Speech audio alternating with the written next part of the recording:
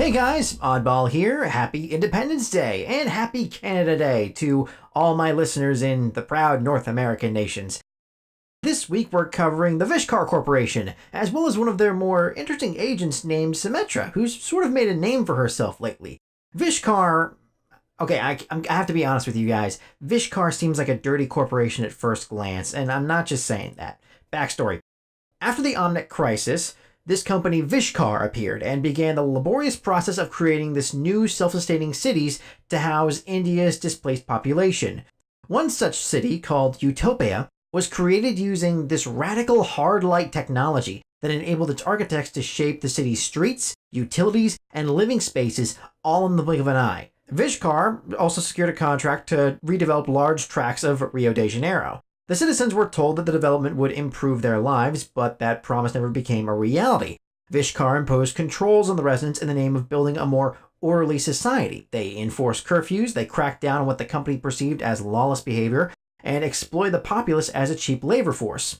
Sonic technology was used to control the populace, but that technology was stolen by a certain citizen who we covered last week, who led a popular uprising, driving Vishkar out of the city.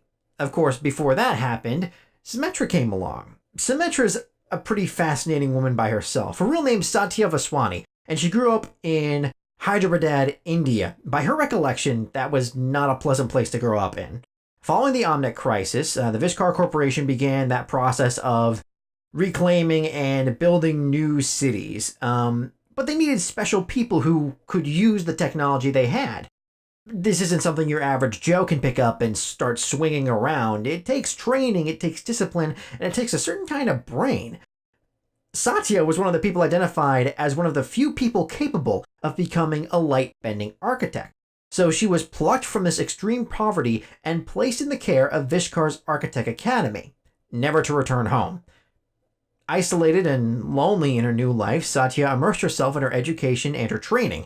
She quickly grasped the applications of the technology and became one of the top students in her class. Instead of approaching the hard light manipulation with this procedural mechanical construct that everyone else did, she almost weaved them into existence in the motions of this traditional Indian dance. If you ever see it, it's really very pretty and also very frightening. Anyway, since she became one of Utopia's top architects, the Vishkar Corporation saw a lot more potential in Satya's abilities. They gave her the moniker Symmetra, and Vishkar sent her on a clandestine mission around the world to uphold its corporate interests and expand its influence into other countries. So you take a girl who's isolated, lonely, and possibly a genius and make her a secret agent?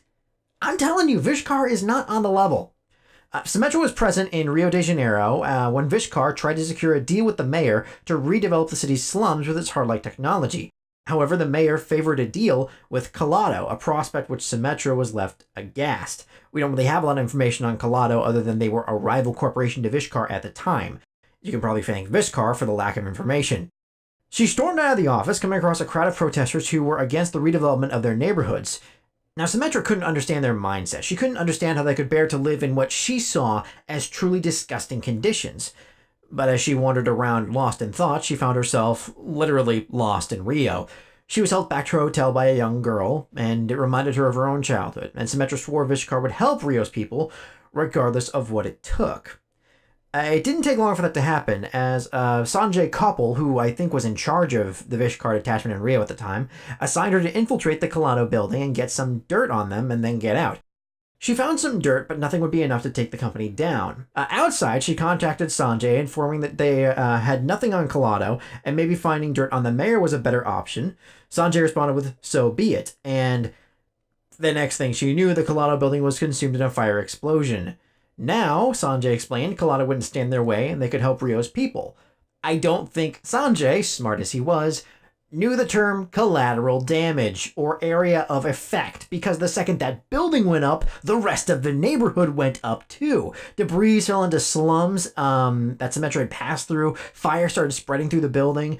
Symmetra just went through trying to rescue everyone. She actually found the girl who'd helped her earlier, along with her grieving mother. The girl's face has been all burnt up, but Symmetra could only hope that Vishkar could, fix it. Cut to a couple months later. The situation had indeed been fixed, you could say, as Vishkar carried out its redevelopment of Rio's city center, now that Colado had been literally taken out.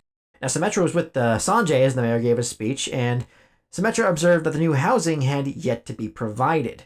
Keep this in mind, because remember, that's why Lucio led that rebellion in the first place. Sanjay said the housing would be provided in time, but he avoided answering Symmetra directly when she asked him if the Colado fire had been caused by Vishkar.